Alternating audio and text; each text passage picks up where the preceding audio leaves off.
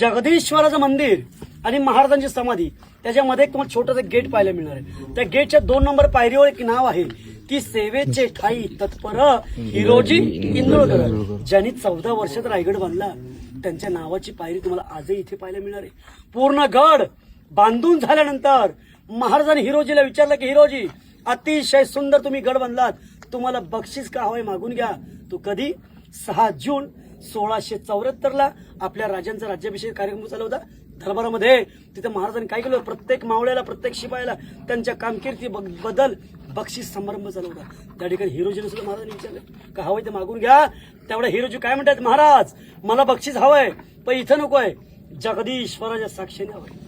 मग राजांची पालखी याच राजमार्गाने जगदीश्वरा येऊन थांबले. आज आपण मंदिराच्या पाठच्या बाजून जात आहे.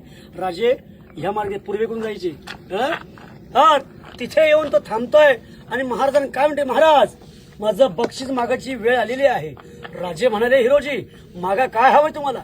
हत्ती घोडा जहागिरी सोनं नाणं 10 गावची वतनदारी मागितली तुम्ही तरी आम्ही तुम्हाला सहज जाऊन देऊ.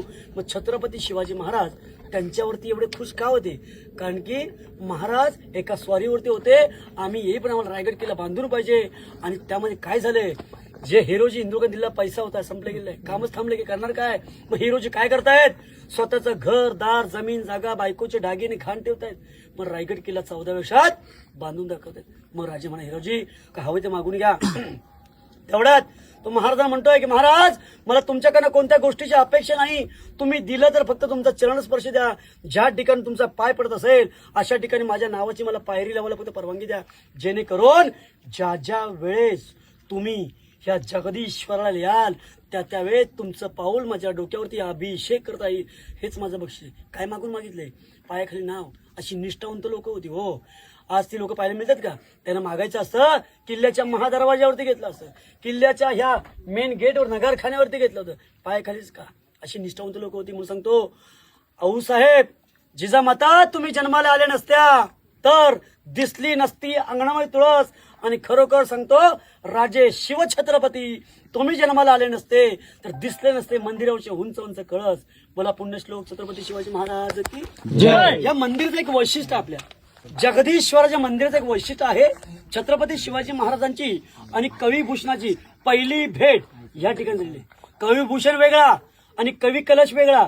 कवी कलश कोणाबरोबर होते, संभाजी महाराज. आणि कविभूषण कोणाबरोबर होते, शिवाजी महाराज. वयाच्या 16व्या वर्षी त्यांनी छत्रपती शिवरायांवरती 350 कविता लिहिल्या होत्या. आज 15 शिकले पोरग असेल टाळक्यामध्ये 2 कविता मिळतील का महाराजांविषयी, नाही मिळत. म्हणून सांगतो त्यातली एक कविता इथे महाराजांना ऐकवतात, कविभूषण. आणि ती कविता आपल्या राजाने एवढी आवडते की तीच कविता 14 वेळा ऐकून महाराज घेतात. आणि तिथपासून आपल्या दरबारामध्ये राजकवी भूषणची त्याला पदवी दिली जाते. ती कविता अशी आहे, त्याचा अर्थही सांगणार आहे. ते म्हणतात कि इंद्रजी मी जुंब पर बाड वसु अंब पर रावण दंब पर रघुकुल राज है पवन बरी बहा पर समृति नहा पर जो जहस्तर जहा पर राम द्विज राज है दावा दंड दंड पर चिता मुर्ग झुंड पर भूषण वितुन जैसे मुर्ग राज है तेज तंस हंस पर कनजिनी कंस पर जुमलेच बंस पर शेर शिवराज है शेर शिवराज. अतिशय सुंदर अशी कविता ऐकवली गेली. आणि ती कविता महाराज म्हणतात की कविभूषणा सुंदर तू कविता बोलला, ह्याचा अर्थ मला समजावून सांगितलं. मग तो काय म्हणतोय, राजा तेज म्हणजे प्रकाश, अंश म्हणजे अंधार. या प्रकाशाची एक ठिणगी जर अंधारामध्ये पडली इथला अंधार नाहीसा होतो. ही मी तो उपमा दिली. रावण दंभ पर रघुकुल राज हे. रावण चांगला होता का, या दृष्ट रावणाला मारण्याकरता जन्म कोणी घेतलाय, प्रभू रामचंद्राने. लास्टला काय म्हणतात की शेर शिवराज हे शेर शिवराज. जसा जंगलाचा राजा सिंह किंवा वाघ, मराठ्यांचा वाघ कोण होता, छत्रपती शिवाजी महाराज. जल्लोष. बोला पुण्यश्लोक छत्रपती शिवाजी महाराज की जय. समोरच्या बाजूस आपल्या महाराजांची समाधी आहे. समाधीचा शोध महात्मा ज्योतिबा फुले घेतलाय. 1926 आपल्या राजांच्या समाधीचं काम पूर्ण झालेलं आहे.